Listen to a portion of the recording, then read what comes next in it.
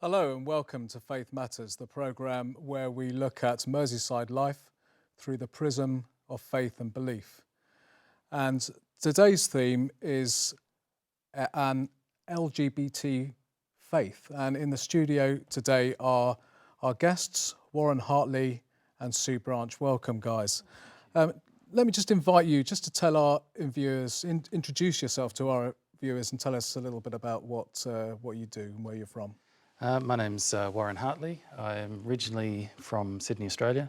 Been living here in Liverpool for about 9 years.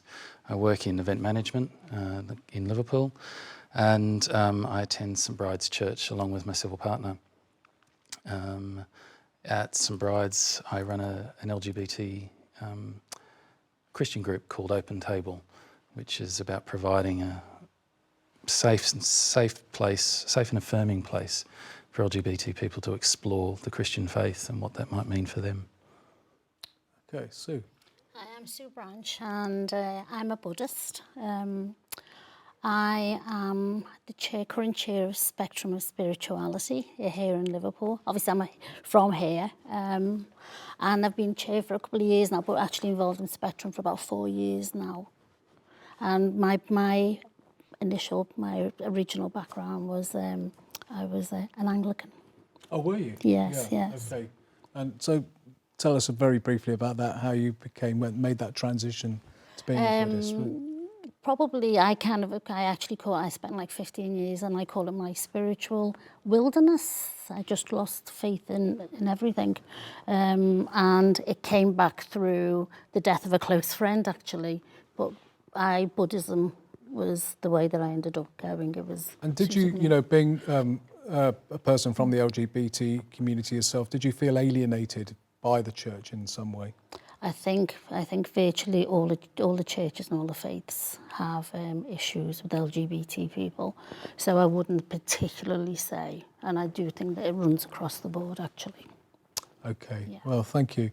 Now, just tell us a little bit about Spectrum of Spirituality, because you're a former chair, aren't you? Am I right in saying that, Warren? Yep, so you've both been involved in Spectrum. It's part of Liverpool Pride. Yes, it is. Just tell our viewers a little bit about Spectrum. Spectrum came about through the efforts of 4 people, one of them being Warren Hartley, one being Robert Ray, 3 being Kieran Bowen, and 4 being Tim Meadows. And would you like to say how it really all started? Well, on the first Liverpool Pride in 2010, there was a group of Christians who got together and thought, well, we should do a service on the eve of Liverpool Pride, and that'll be nice and simple, something ecumenical, keep it simple. And we got approached by Liverpool Council. They asked 4 gay Christians, can you do an interfaith service for us? And we thought, I don't know whether we could do that or not. But so we thought, well, we'll give it a go, and we got in touch with friends, and we got a group of about 15, 20 with about 7 or 8 different faiths represented, and we did this big event. We had about 100 people attending, and a huge variety of faiths and non-faith, LGBT, straight. It was an incredible celebration, really, of our diversity and our faith in the city, and it was done on the eve of Liverpool Pride. And it was, as far as we know, the first time that anyone had done that as part of an official Pride event. As a faith-based thing? Yeah, as an official event of Pride. Any Pride event across the country? Other Pride events have had unofficial events. Right, okay. So groups of people have got together and done something, but Liverpool Pride almost commissioned us to do something like this. So as far as we know, that's unique. And what have you done since? I mean, I've been to a couple of events, but I think I've been to 2 or 3 years worth of events. I mean, I think I think one of the things to say is obviously as a group, and we've evolved over the last 5 years, and I think we took the decision 18 months ago to not to rebrand ourselves, but actually to include, because we're actually an LGBTQIA group. Can you just define that? Yeah.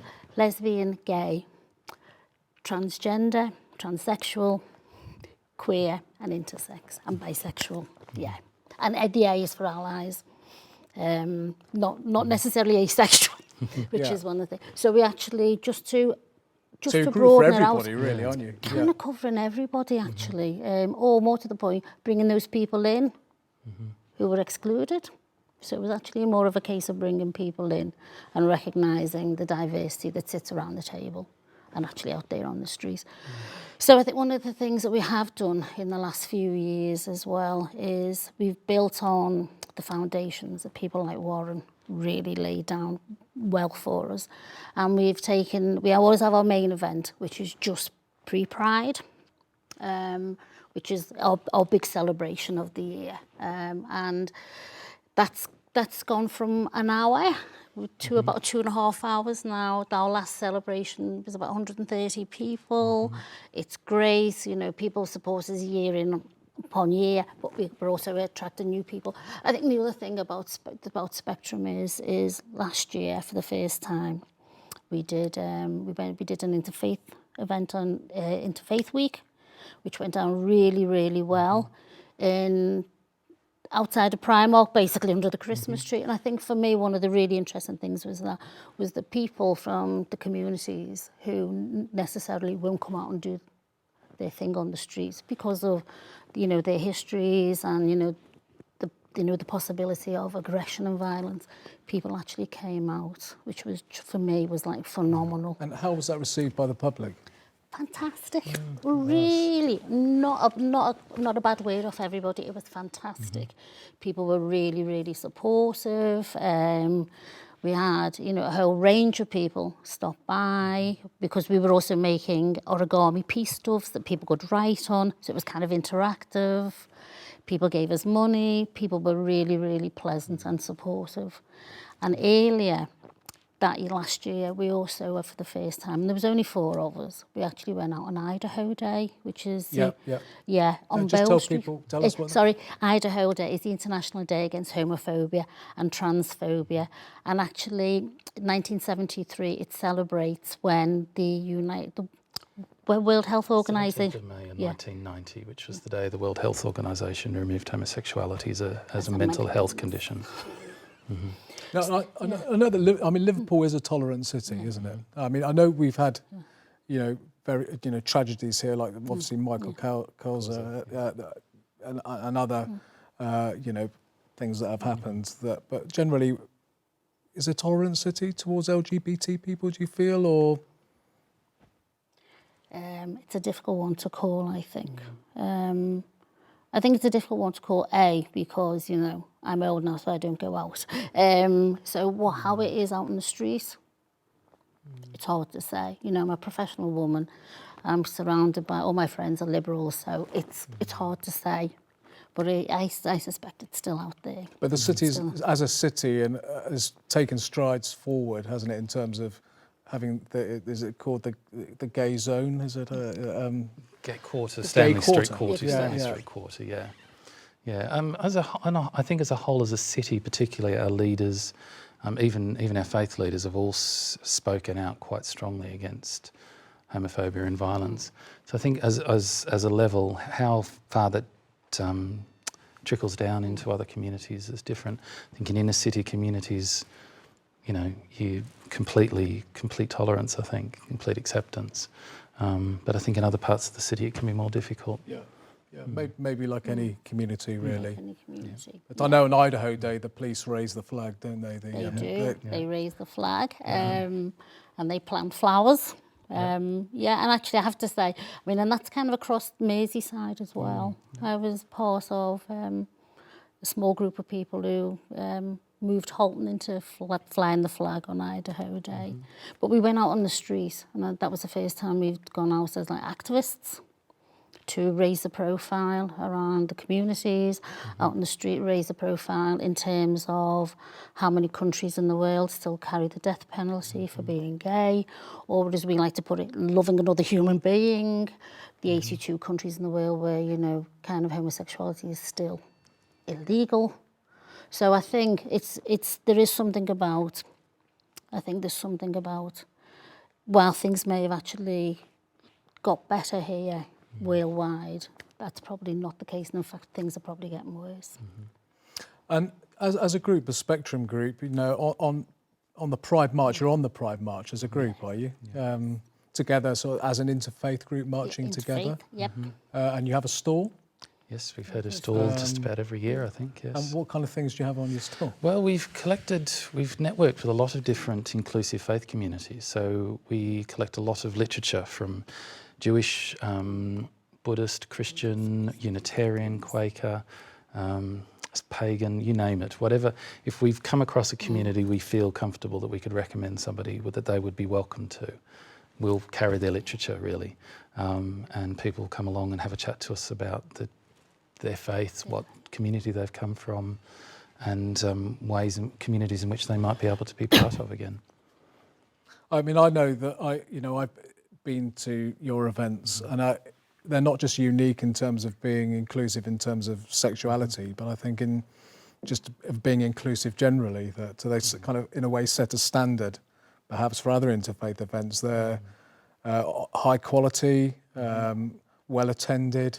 They're good fun. Yeah. They are good fun. And the food's very good. It is indeed, yes. Because it's about celebrating, and I think, because that's, I think, one of the biggest questions we discussed around making this happen, because again, I think we did it almost in spite of ourselves, that we broke, I think, just about every interfaith rule that existed out there in the world of interfaith. I'm going to have to stop us now because we're going to our commercial break, and when we come back, we can talk about LGBT community and the spiritual experience. Back after the break.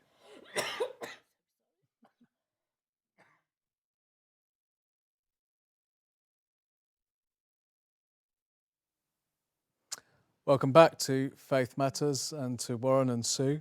We're going to talk in this section a little bit about the LGBT community and the spiritual experience in general.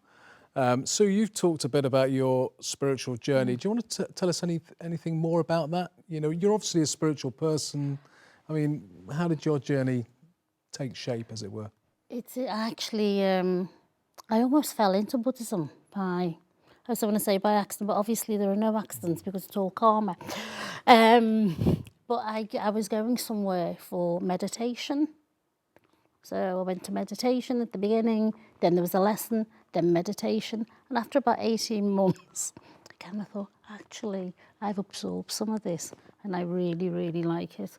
And at that point, that's when I started to attend less for the meditation and more for the Buddhist teachings in the middle.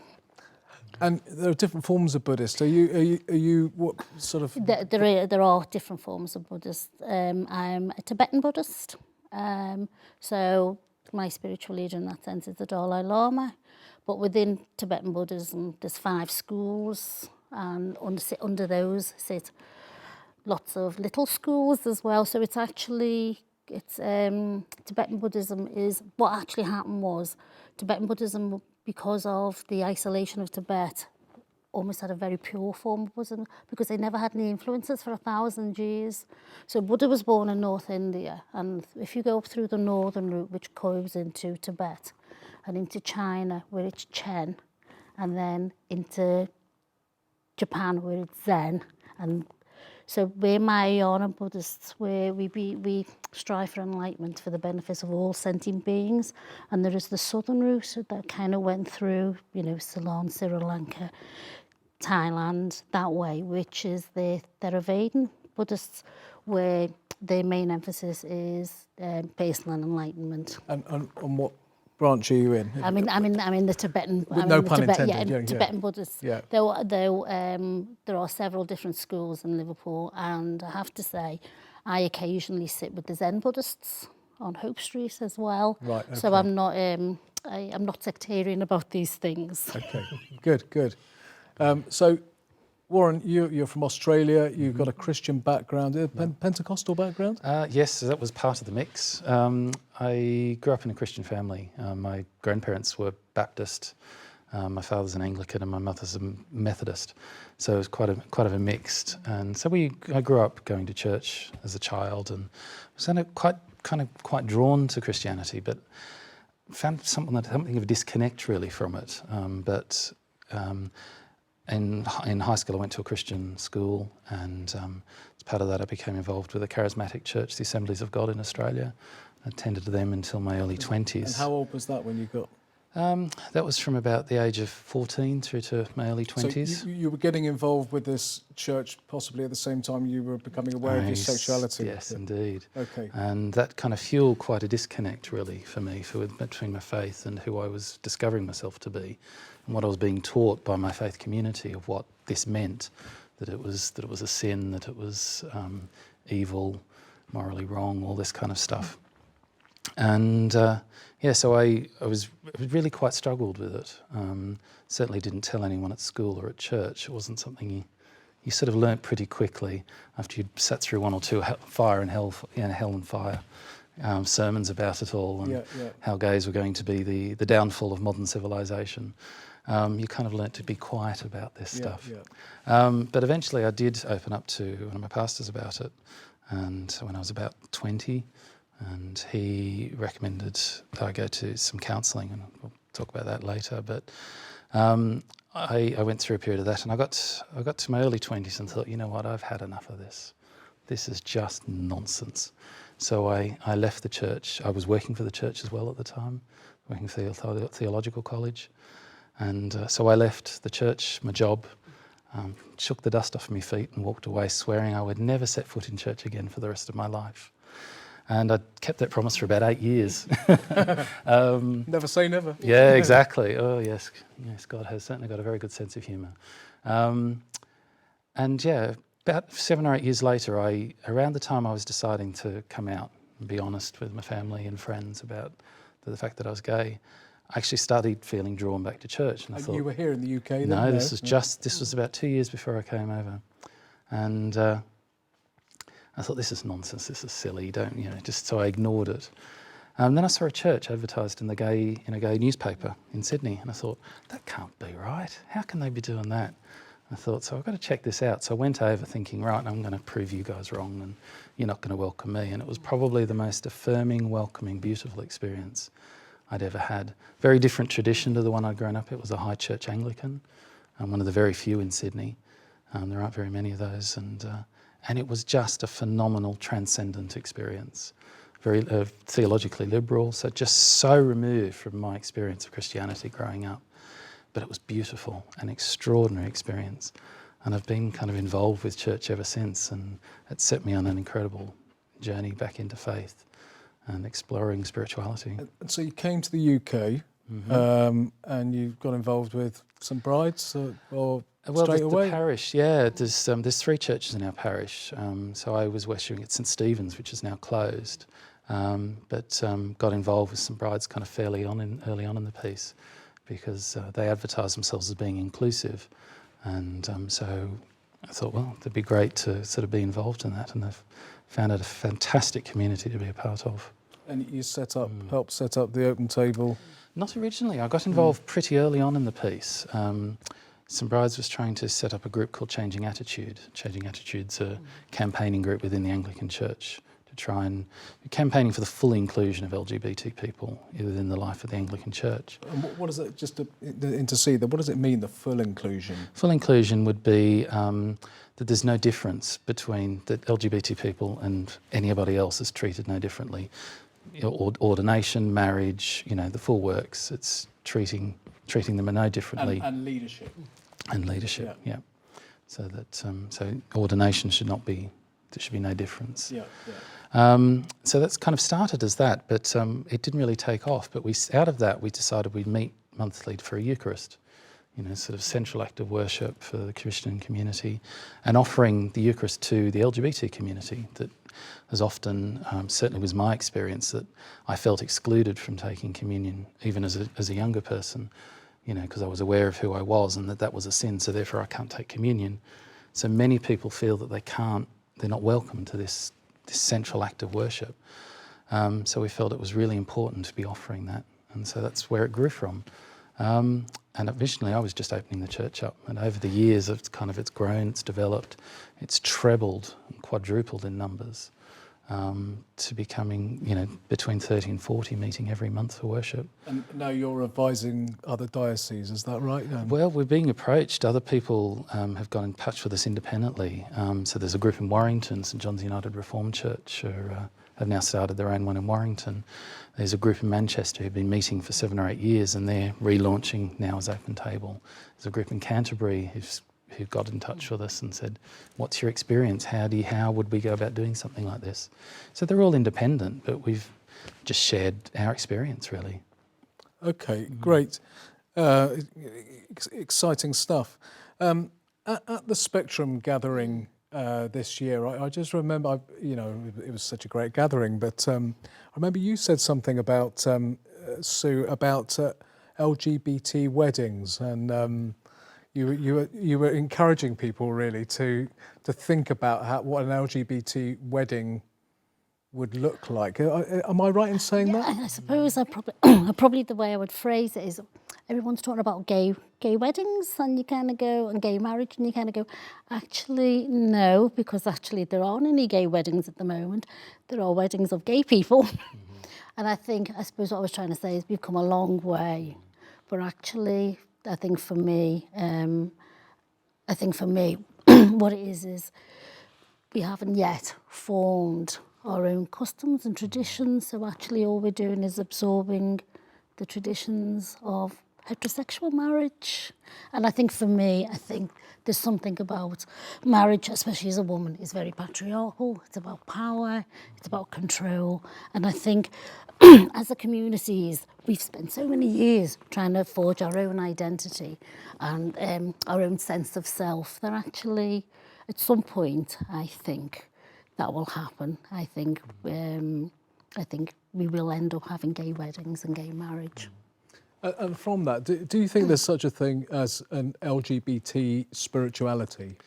I think it's yes and no, to kind of sit on the fence, really. I think some of the experiences of growing up and becoming aware of who you are and being different, or dare I say even we'll use the word queer, which has got a very specific political meaning now, not so much the derogatory term it used to be. So I think that shapes who we are. It shapes how we see life. And so that will shape how we see spirituality, I think.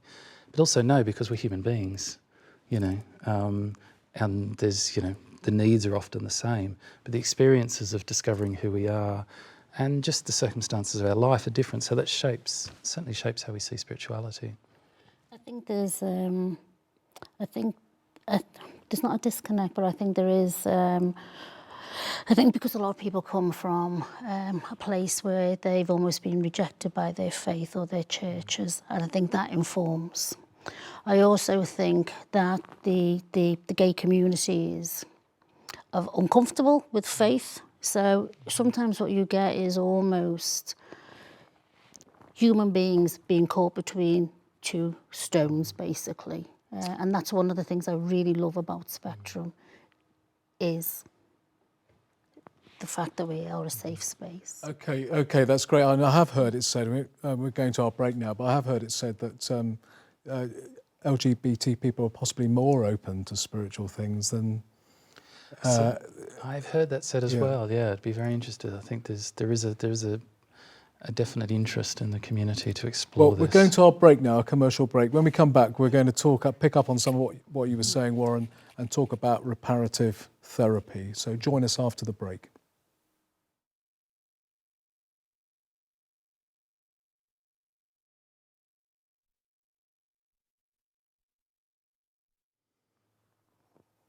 Welcome back to Faith Matters, and to Sue and Warren. We're talking about LGBT faith today on Faith Matters. Want to pick up on the whole area of reparative therapy. Warren, when you were talking about your faith journey, you kind of touched on it, and you said we would come to it later. What is it? What is reparative therapy, and what's been your personal experience of it? Reparative therapy, people might have heard of this conversion therapy. Well, reparative therapy is one particular type of conversion therapy. Reparative kind of means repair. So the central idea is that all people are heterosexual, and anybody who turns out to be homosexual, something has happened in their childhood or their growing up experience has caused this. And so through psychotherapy, this particular form of psychotherapy, you can repair this damage and therefore release somebody's latent heterosexuality. It was developed by an American clinical psychologist by the name of Joseph Nicolosi. So it was a secular thing originally, was it? Well, I think he is from the church, but he particularly focuses it from, he doesn't, it's not purely church, but it's certainly been adopted, particularly in America, but also in the UK. There are groups, even in this city, that operate reparative therapy groups. So this is the idea. There's very little evidence to suggest that it works. So medical evidence. Medical evidence. There's certainly no peer-reviewed evidence. There's various reports that have come out and studies that purport to show some change or none, but they're all very highly disputed. Most of the psychological places, like the British Psychological Society, British Association of Counsellors and Psychotherapists, and even the Christian Counsellors Association, all say that this form of therapy is unethical, is anecdotally has shown increases of suicide, depression, anxiety, self-harm, self-loathing. So there's a lot of evidence to show that this is an outcome, with almost no evidence to show that there's any other outcome of. So it's basically, it damages people, is what you're saying. Certainly. And that was certainly my experience of it. Well, as I said, as part of my journey, as I had spoken to my pastor, I was 19, desperately wanted to fit in and be normal, whatever the devil that means. And so he recommended that I go along to this group that operated in Sydney, no longer operates. And I spent about 2 years in this group. It was run by a counsellor who promised us all sorts of change. So it was partly watching video program input from an American psychologist. Part of it was prayer, part of it was counselling. A lot of it was this stuff about adopting very traditional male, what's the word I'm looking for? Gender roles. Gender roles, thank you, yeah. Get yourself to the gym and muscle up and, yeah. How'd you get on with that? Well, it's patently ridiculous, really, when you look at it. And after about 2 years of this, I was severely depressed. I mean, seriously, clinically depressed, yeah. Because it wasn't working? Not at all, absolutely no change. And, really, there was no hope of it ever changing. We were being sold snake oil. We really were. Because you were trying to change your very nature. Absolutely. Yeah. Absolutely. You're trying to deny, and in a way, it would be equivalent of trying to make me gay. Exactly. Exactly. It's exactly the same thing.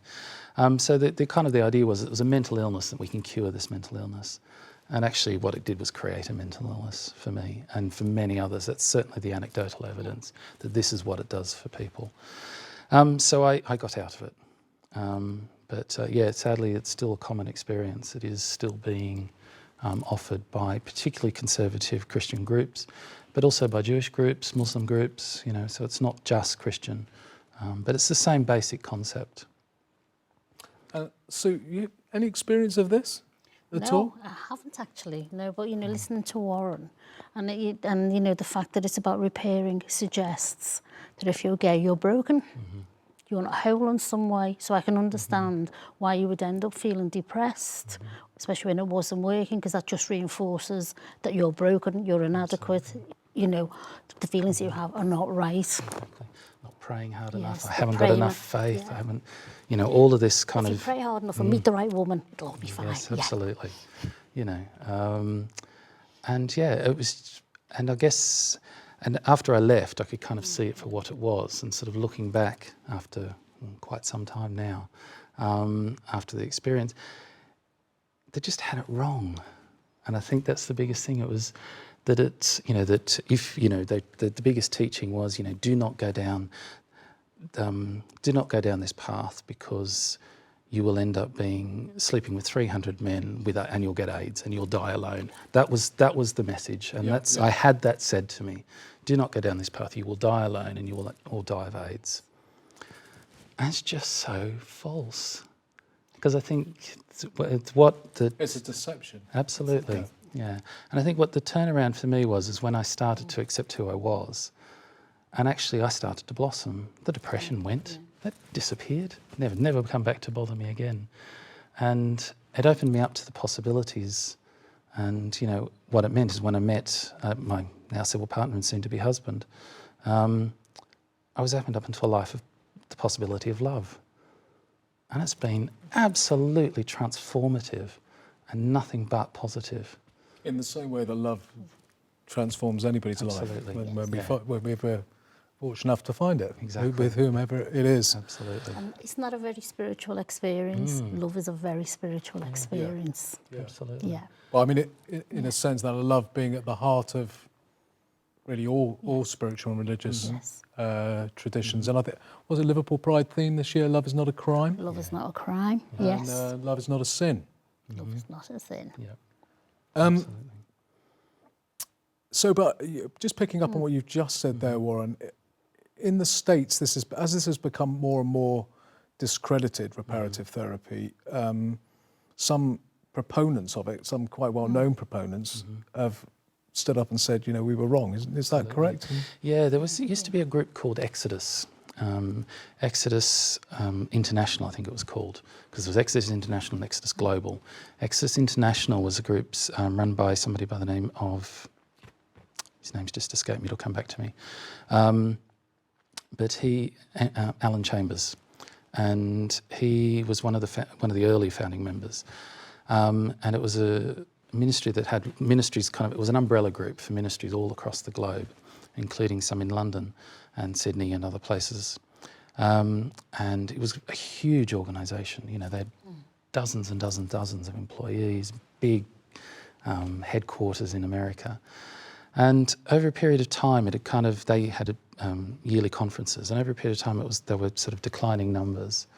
And he got to a point about 2 or 3 years ago where he said, actually, what we're doing is wrong, and I'm going to apologise. And he stood up at the annual conference, what turned out to be the last annual conference, and issued an incredible, heartfelt, profound apology to the LGBT community to say, what we are doing is wrong, and we have hurt you, and we are shutting down. And they closed the whole organisation. And there was an organisation in the UK as well that had a similar sort of... Similar, yes. There was a group called Courage based in London by Jeremy Marks, which initially, and it had been his journey, he was a conservative evangelical Christian, and when he's in one of these groups, got married to a woman, and was working with people to try and sort of do similar journeys.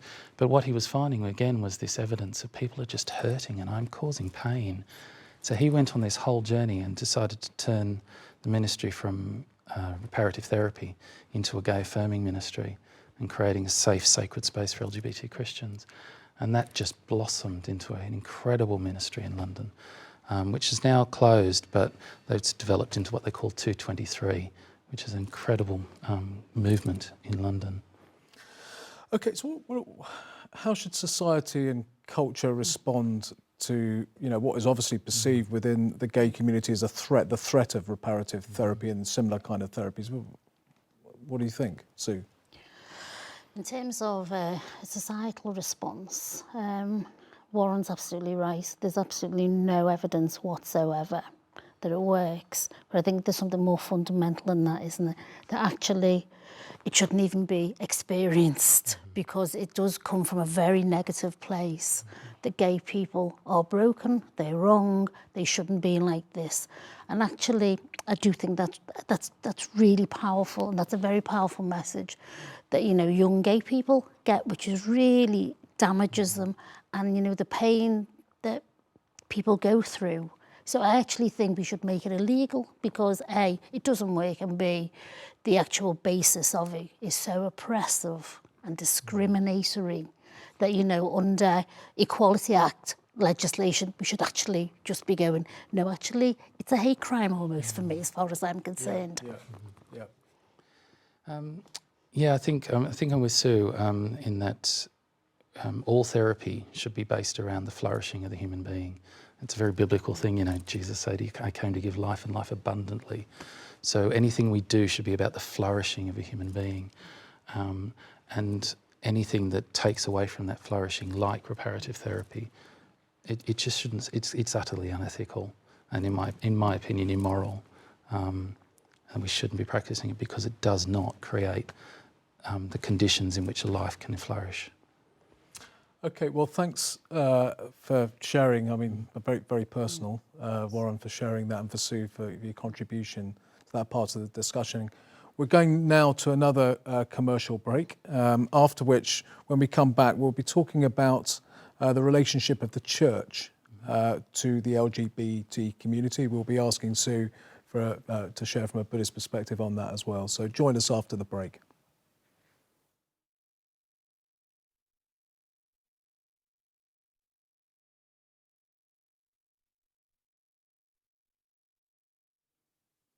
Welcome back to Faith Matters, where we're talking about the LGBT community and faith issues around that. And welcome again to Sue and Warren. In this section, I want to talk about the church in particular, but religious communities in general, and their attitude towards LGBT folk.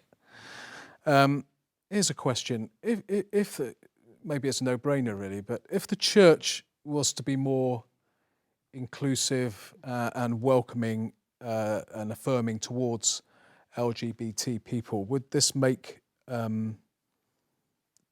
LGBT folk more willing to engage, do you think? Do you think it's as simple as that?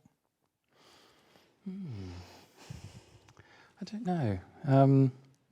Perhaps it certainly is about, because for me, church and spirituality is about making sacred space and creating that space that's welcoming, brings people in so they can explore for themselves. So yes, I think that would create a space where people are welcome. So perhaps more people would certainly engage.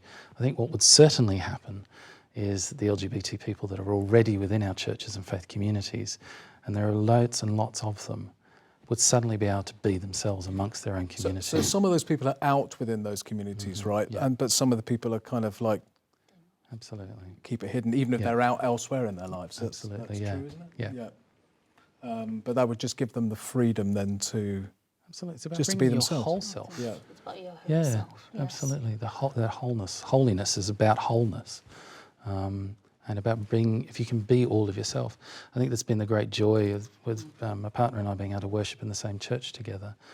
Partner's originally Roman Catholic, and we couldn't be out together as a couple and worship together as a couple within that environment. But we have been able to where we are at St Bride's, and that's been a great joy for us. So there's a history of exclusion within the Christian church, which goes back centuries, really, Yeah.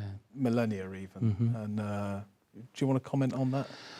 It seems to have been particularly strong within all three Abrahamic faiths. So of course, we've all sort of traced the three great Abrahamic faiths go back to Abraham. So that's Judaism, Christianity, and Islam. Yeah, and you know there was certainly some prejudice around LGBT issues that seems to have crept into the Old Testament and the sort of evidence of old cultural prohibitions. So it's ancient. It's an ancient prejudice, and so that's why it's taking so long, I think, to kind of get rid of it. But I think we need to go back and unpack it. That's certainly my impression.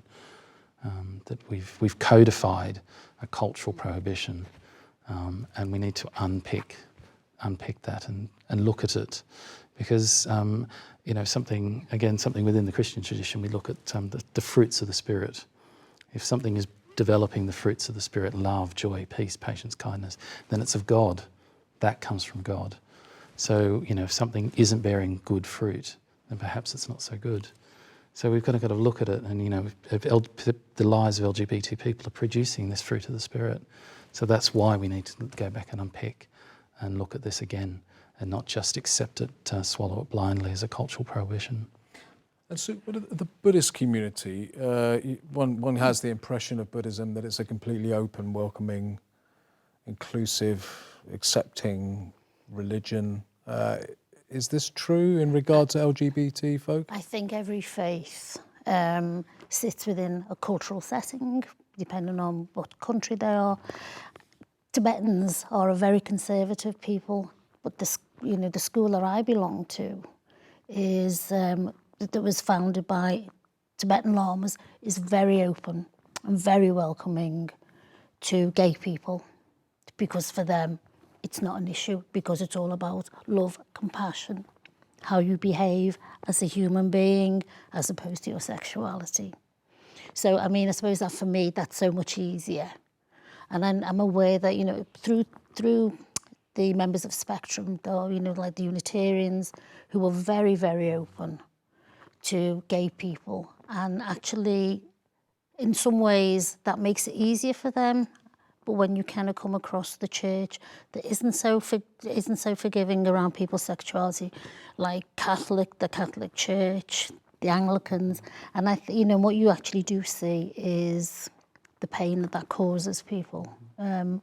But Buddhism, in that sense, is no different. We are a little bit more welcoming, because obviously within Buddhism it's about the individual, not so much the collective, as it were. But it still has a long way to go, because so there's that cultural baggage there. There's cultural baggage there, yeah. Yeah, there's cultural baggage, and I think it's about trying to change the culture, because if you look at sexuality over the last 1,000 years, what's been acceptable has changed radically. You know, there was time when, you know, kind of people, you know, there was a lot of what we would probably describe now as, you know, bisexuality, because it wasn't an issue in the same way that it is now. So I think culture influences the church, and the church influences culture. But I think part of the challenge for the LGBTQIA community is to make sure that the balance is weighted that way and not with the church. I think the church is going to have to move. They're going to have to move. And the church is moving, isn't it? You know, it's been said that, you know, if you look at the New Testament and the Old Testament and the New Testament, you know, that two or three centuries ago, you know, slavery was something that, you know, in this city, Liverpool, where we are now, was something that certainly wasn't condemned by the church, often upheld by the church. Now, there's not a church anywhere, I don't think, that would uphold slavery today. You know, certainly not one I know of. And then, you know, a century or so later, in the 20th century as well, you had the issue around kind of women in leadership and the role of women in the family and in work, and there was a whole set of prejudice based on some of the perceptions of the teachings of St. Paul, and now, you know, even within the conservative evangelical tradition, there's not many churches around that would still hold those views. To substantial shifts, and now really perhaps the cultural battleground is now on this issue. Is that true? Do you think that's a fair assessment? I think so, certainly in my experience of it, yeah, there's been huge shifts, even in the last 20 or 30 years around things. And I think that must have been true for previous generations on other issues as well. And it's because once an issue becomes visible, and you suddenly realise it's amongst you and it's one of you, you suddenly have to deal with the issue. When it's over there, you don't have to deal with it.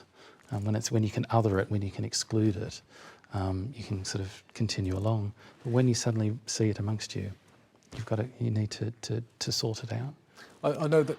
Sorry, yeah, because I slightly disagree with that. I think probably. Here, I mean, I think, I don't know how it's going to pan out in terms of possibly, we were withdrawing from the Human Rights Act in Europe. I think what we're starting to see in America is the backlash. Backlash is growing. Yeah. And in Russia, of course. Yeah, and in Russia. But, you know, in terms of the states where you've got, you know, the Supreme Court have just ruled that, you know, same-sex marriage, everyone has to do it. But now, you know, we've got Indiana. The governor has just put on the statute books about people's religious freedom. So what they're saying is, yeah, you can discriminate against gay people all you like, because actually it's religious freedom. So actually, personally, I see the storm crowds gathering, and I don't mean that to just be a naysayer, but I think what we need to I think what we need to do is go, it's fantastic, we have same-sex marriage now, we have all of that, but actually, let's not take our eye off the ball. Absolutely. Warren, can you just say us, we've got a couple of minutes left, can you just tell us a little bit about shared conversations in the Church of England? Yeah, Note of hope, perhaps. Yeah, perhaps. Shared Conversations is a process that's come out a couple of years ago. The House of Bishops for the Church of England commissioned a report called the Pilling Report, which was about how does the Anglican Church get to grips with the issue of same-sex marriage and LGBT people within this framework, this older framework of theology. And how do we look again at the biblical stuff? So this report one of the recommendations of this report was a period of 2 years where shared conversations, where groups from various dioceses would get together on the spectrum of opinion on the issue, from completely for to completely against and all points in between, because of course it's a spectrum of opinion. And that's ongoing at the moment. And you're involved with this? Yes, I'll be going along to the regional one in the next couple of weeks. There's a few more to go next year as well, and all of that experience will be pulled together for discernment and reflection. That's bringing together both sides of the argument. Absolutely, the whole spectrum together of opinion to get to know one another. This whole thing of, if you.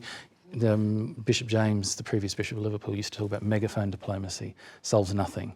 It's one lot shouting to the other, So this is actually getting everyone together in a room, facilitated, respectful, sacred, safe space to explore and get to know one another.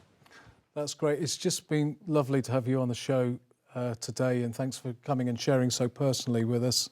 Wish you well with Open Table, with Spectrum next year. Look forward to joining you. Thank you to our viewers for joining us on Faith Matters today, and we'll see you for the next episode. Take care.